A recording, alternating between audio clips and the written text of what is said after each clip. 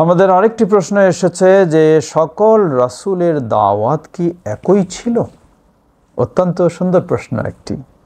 সকল রাসূলের দাওয়াত কি একই ছিল?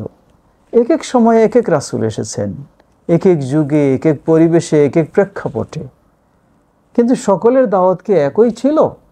জবাব হ্যাঁ, সকলকে তো একজনেই প্রেরণ করেছেন, সুবহানাল্লাহ, সেই আল্লাহ সুবহানাহু ওয়া তাআলা।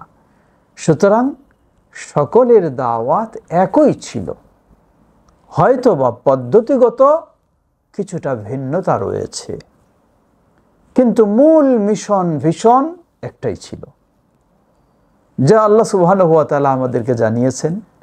সূরা নাহল 36 নম্বর আয়াতে আল্লাহ বলেন, ওয়ালাকাদ বাআথনা ফি কুল্লি উম্মাতির রাসূলা আন ইবুদুল্লাহ ওয়াজতানিবুত তাগুত। আমি প্রতিটি জাতির কাছে রাসূল প্রেরণ করেছি। মূল মিশন ছিল তাদের দুটি, টার্গেট ছিল দুটি।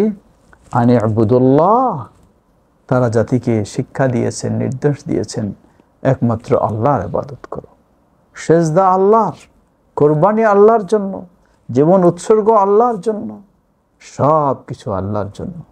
ওয়াজতানিবুত তাগুত, আল্লাহ ব্যতীত যা কিছু যারই ইবাদত করা হয় সবই তাগুতের অন্তর্ভুক্ত। শিরক, কুফর, এই সব কিছু থেকে বিরত থাকো, এই দুটি ছিল তাদের মূল দিক।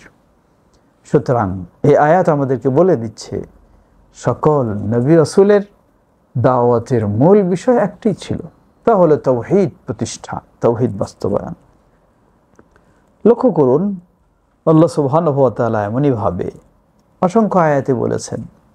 সূরা আম্বিয়া আল্লাহ রাব্বুল আলামিন বলেন, ওয়ামা আরসালনা মিন ক্বাবলিকা মির রাসূলিন ইল্লা নূহি ইলাইহি আন্নাহু লা ইলাহা ইল্লা আনা ফা'বুদুন। ওয়ামা আরসালনা মিন ক্বাবলিকা মির রাসূলিন, হে নবী, তোমার পূর্বে যত রাসূল আমি প্রেরণ করেছি সকলের কাছে আমি ওহী করেছি কি, আন্নাহু লা ইলাহা ইল্লা আনা, আমি ব্যতীত আর কোনো মাবুদ নেই, ফা'বুদুনি, সুতরাং আমারই তোমরা ইবাদত করো।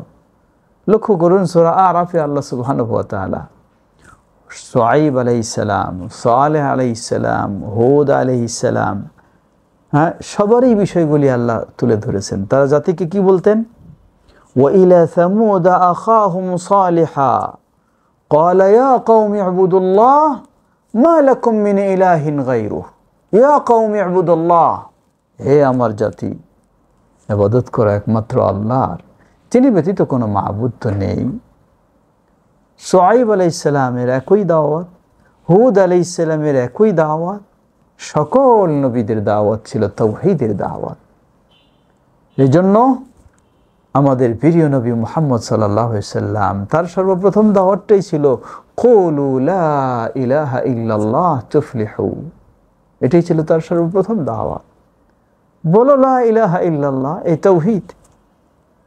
অতএব সকল রাসূলের দাওয়াতের মূল টার্গেট ছিল, মূল ভিশন ছিল, মিশন ছিল একটাই, সেটি হলো আল্লাহ সুবহানাহু ওয়া তাআলার একত্ববাদ এবং আল্লাহকে শিরক মুক্ত করা। এটাই মূলত দ্বীন কায়েম, এটাই হলো তাওহীদ কায়েম।